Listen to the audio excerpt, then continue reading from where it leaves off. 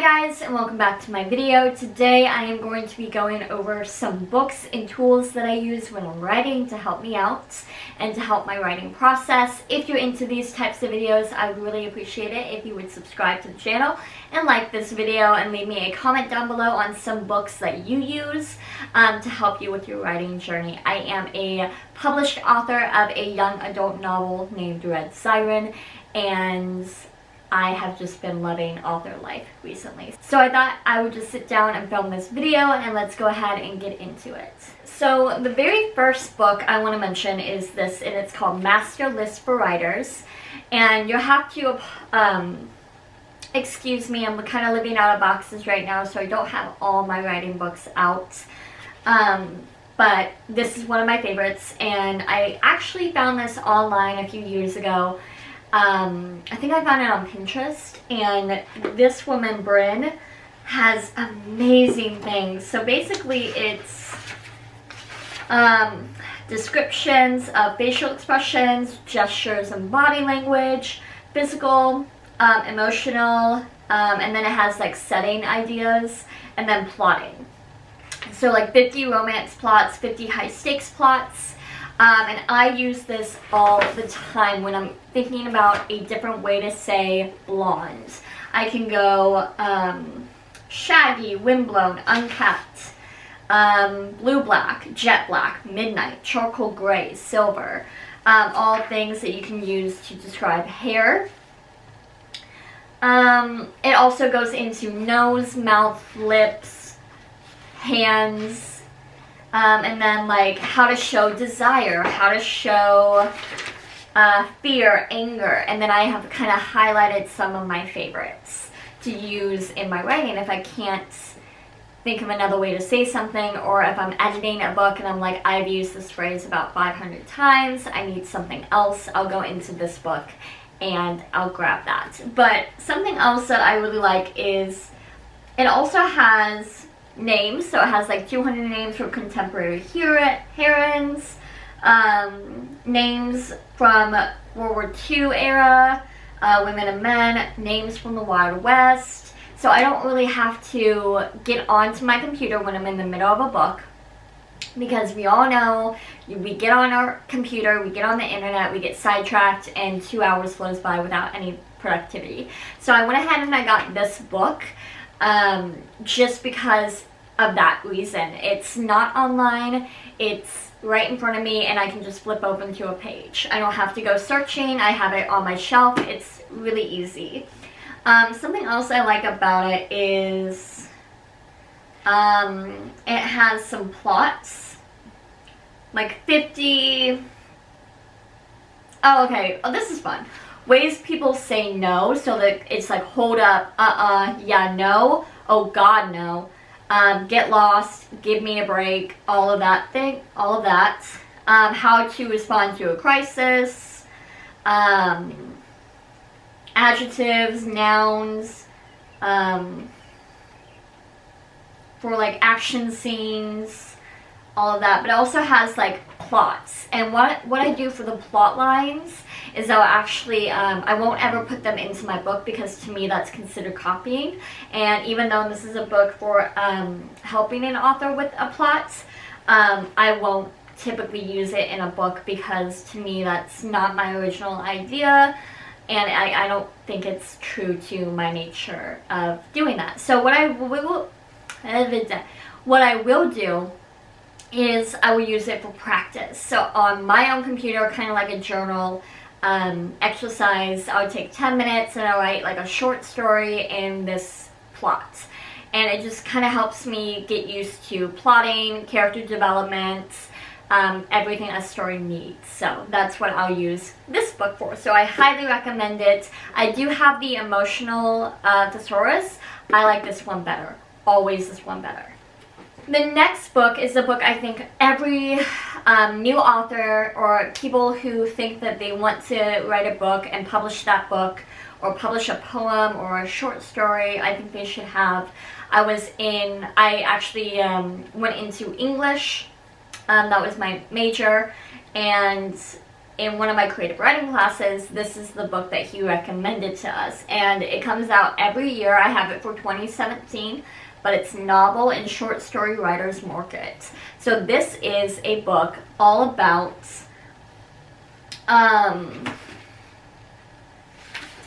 oh my goodness. So business basics. So it says book proposals, approaching book publishers, and then it goes into I believe publishers or agents. It breaks down how to contact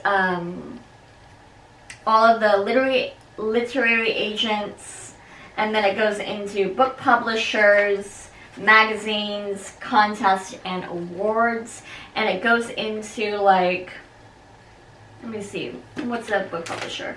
Okay, so let's go into a literary agent. So this one is from a literary agency, I'm not going to say the name, and then it says who their member agents are, what they represent. So this one's nonfiction, fiction, short story collections, novellas, scholarly books, and poetry. So if I'm obviously a young adult author, I'm not gonna submit my work to them because they're not interested in YA. I'm also not going to publish to them because they're not into fantasy, and fantasy is mainly what I do. So this other one over here does fiction. Consider these fiction areas. It's commercial, fantasy, literary, mainstream, middle grade, romance, science fiction, women's, and young adult. So this is probably somebody I would reach out to and see if they would pick up my book. So I think this has a plethora of uses. I think this is something everyone needs to have. A tip I will give you is check off the agents you submit to, because I didn't do that at first. So I would open this back up. I would do like 3 at a time, and I would open this up, you know, look for people who needed my book, and I would submit it to them, or do whatever was needed to submit. And then a few weeks later, I would submit 3 more. But then I always forgot who did I submit this to prior, because I didn't go front to back. I kind of just jumped around a little bit. And so my suggestion is, like, check mark the ones that you have submitted to, so you're not double submitting, you're not annoying them, and yeah. So highly recommend this book. It does come out for 2021 and 2020 if you're interested. You can get it at Barnes & Noble.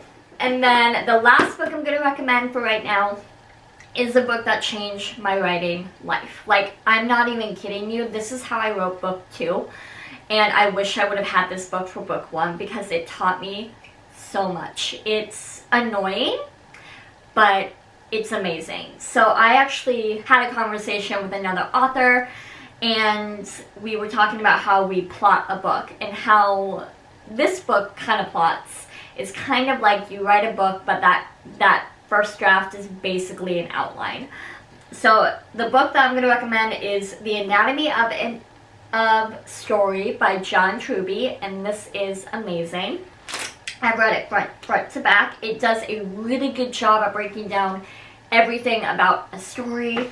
So it's 22 steps to becoming a master writer. He's actually a film writer, I believe. I don't know what you call that. I'm blanking.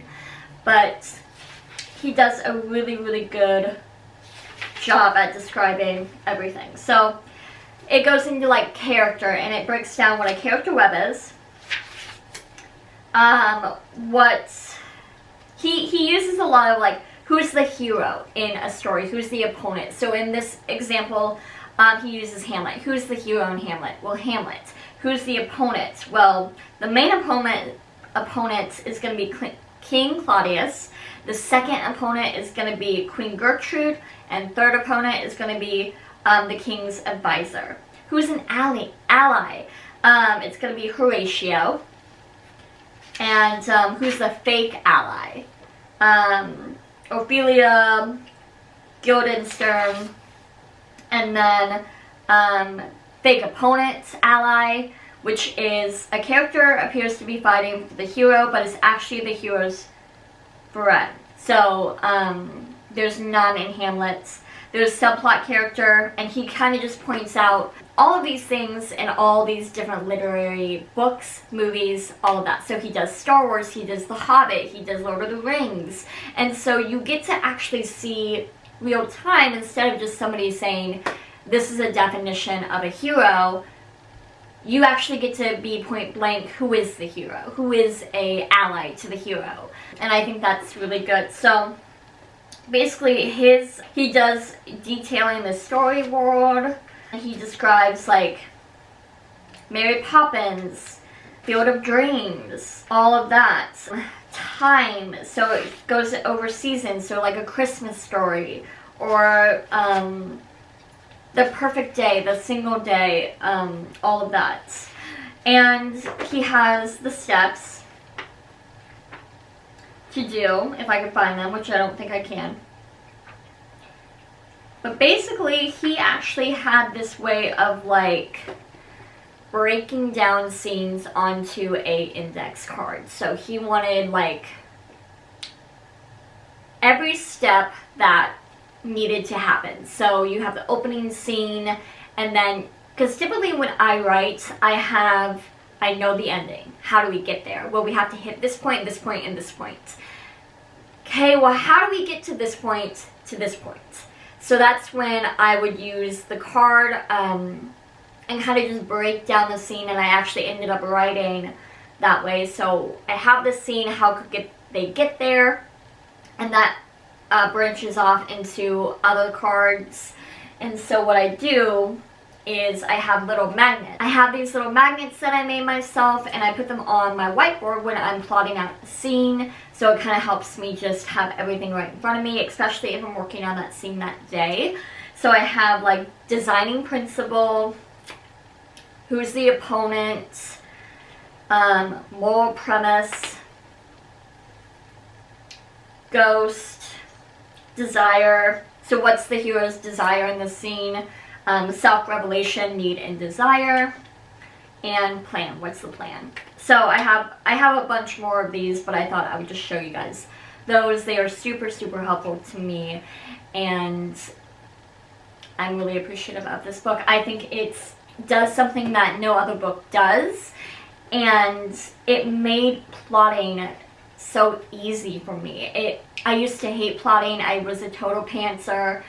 Now I'm a full-on plotter. I never thought I would say that. I am. It breaks things down so easily for me. So that way, when I do plot this book out, when I am thinking about all these things, a plot hole came up in book 2. A plot hole came up, and I was like, oh, well, crap, what do I do? Like, now I have to rewrite the whole story, right? And I go, no.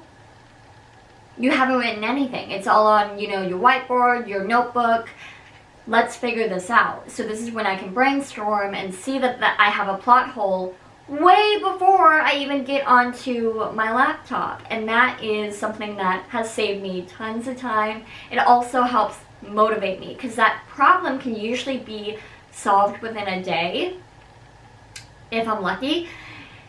And that way I don't have to lose my motivation, because I have this whole entire manuscript on my laptop sitting there, and then now I have to go back in and edit things, and it's just a whole mess. So I can do that before it even gets onto the page. Now with my first draft, it is an outline, so it's way under word count, and so then I have to go in and fill out all of the points. Basically, it's a skeleton, then I need the muscles and the meat, right? So that's what I'm doing right now with my book. And if you would like to read my writing, you can buy Red Siren. It's available everywhere books are sold, like Barnes & Noble, Amazon, iTunes, anything like that. And I think that's where I'm going to end this video. If you enjoyed this video, please give me a like and a subscribe, and let me know down in the comments what books I should read about writing next, because I'm always looking for a good book. Have you guys used any of these books, and which one is your favorite? So I'll see you guys in my next one. Bye!